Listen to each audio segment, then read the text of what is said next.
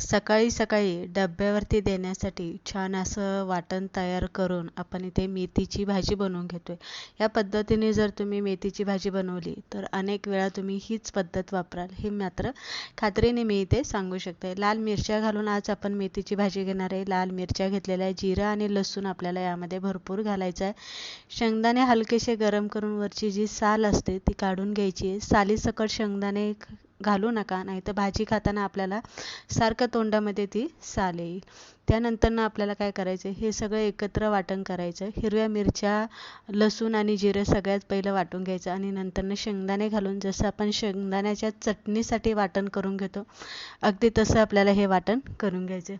मोठ्या 2 पळ्या तेल घालायचं आहे. त्यानंतरनं केलेलं शेंगदाण्याचं वाटण यामध्ये घालायचं आणि 1 मिनिटभर परतून घ्यायचं आणि नंतरनं आपल्याला ही मेथीची भाजी घ्यायची. मेथीची भाजी चांगली ताजी फ्रेश घ्यायची आहे. त्यानंतरनं स्वच्छ धुवून जरासं अशी निथळून घ्यायची. नंतरनं भाजी घालून घेतली की चवीप्रमाणे यामध्ये मीठ घालायचं आहे. व्यवस्थित भाजी हलवून घ्यायची आणि 5 मिनिटं झाकण ठेवायचं.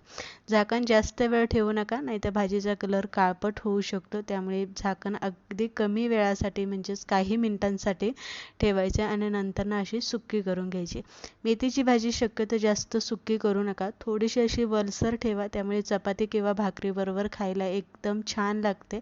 तर अशा पद्धतीने आज आपण मस्त असं शेंगदाण्याचं वाटण करून गावरान पद्धतीने छान हिरवीगार अशी मेथीची भाजी बनवून घेतलेली. रेसिपी आवडली असेल लाईक करा, शेअर करा. तुम्हाला ती कशी वाटली कमेंट करून नक्की सांगा आणि तुम्ही कशा पद्धतीने मेथीची भाजी बनवताय ते सुद्धा कमेंट करून नक्की सांगा. अशाच परत एकदा रेसिपी बरोबर भेटूया. तोपर्यंत बाय बाय.